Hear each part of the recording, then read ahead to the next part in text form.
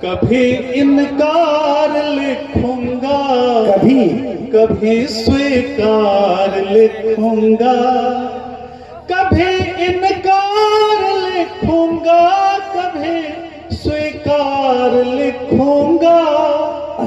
हुनर ओ ऐब देखूंगा कि जब किरदार लिखूंगा। हुनर ओ ऐब देखूंगा कि जब किरदार लिखूंगा। वतन के नाम पर जो चार मिसरे छंद लिखेगा, वतन के नाम पर जो चार मिसरे छंद लिखेगा, उसी शायर को मैं सबसे बड़ा फनकार लिखूंगा। उसी शायर को मैं सबसे बड़ा फनकार लिखूंगा। बहुत आभार, बहुत अच्छी तरह से सुन रहे हैं आप। क्या कहने भाई। और ये एक बंद एक शेर में पेश कर रहा हूँ, खास करके नज़र कर रहा हूँ संतोष हासर को जी जी कि फिकर होगी जिसे अहले चमन खुशहाल कैसे हो। अच्छा है भाई, दूसरा बोल रहा है। फिकर होगी जिसे अहले चमन खुशहाल कैसे हो, उसी इंसान को मैं साहिबे किरदार लिखूंगा। उसी इंसान को बहुत अच्छे इंसान को मैं साहिबे किरदार। अच्छा है, आपने अच्छी तमसील दी। बहुत बहुत आभार। और ये शेर देखें कि चढ़ाते रंज होकर दार पर दुनिया मुझे फिर भी, चढ़ाते रंज होकर दार पर दुनिया मुझे फिर भी, मैं रब को बाद में पहले वतन को प्यार लिखूंगा। मैं रब को बाद में पहले वतन को प्यार लिखूंगा।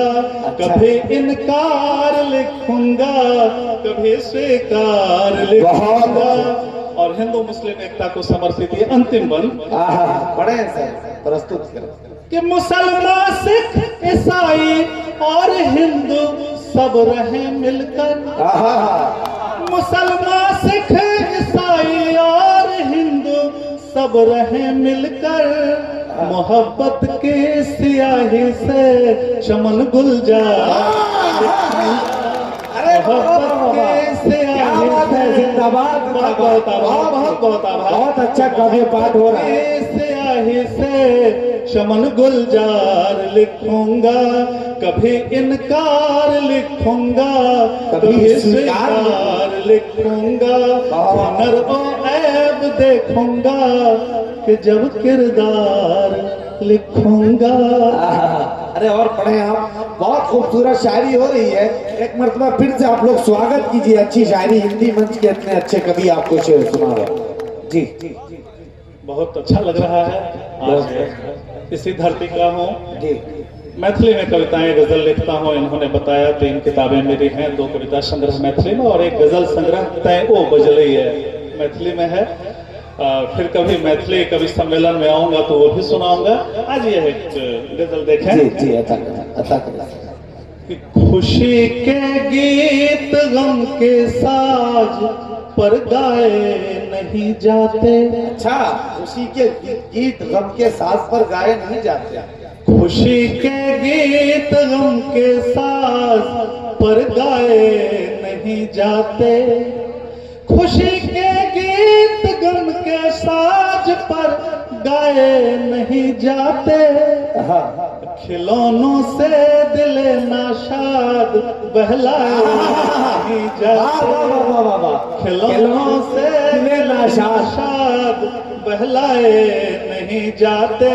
और एक शेर देखें कि अकेले में बहा लो अश्क आंखों से बुरा क्या है। अच्छा, अकेले में बहा लो अश्क आंखों से बुरा क्या है। भरी महफिल में दिल के दाग दिखलाए। क्या कहने भरी महफिल में दिल के दाग दिखलाए नहीं जाते। और ये शेर आपकी नज़र अता करें।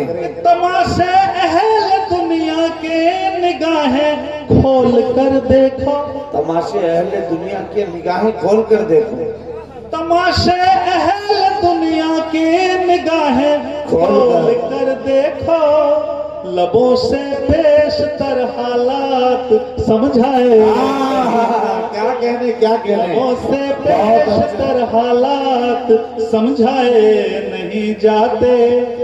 ये शेर कि उन्हें है चीज वो हासिल जो दरिया में उतरते हैं।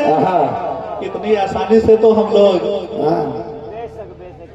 जौहर कानपुरी साहब और सबीना मैम को नहीं सुन लेंगे, दरिया में उतरना ही पड़ेगा, इंतजार करना पड़ेगा। और अच्छा तो लगता कि उन्हें सुनते, लेकिन रवायत है तो 2 गजल पढ़नी पड़ रही है। तो आइए ये जी कि उन्हें है चीज वो हासिल जो दरिया में उतरते हैं, किनारे बैठ कर मोती कभी पाए, किनारे बैठ कर मोती कभी पाए नहीं जाते। और ये अंतिम शेर मोहब्बत के नाम।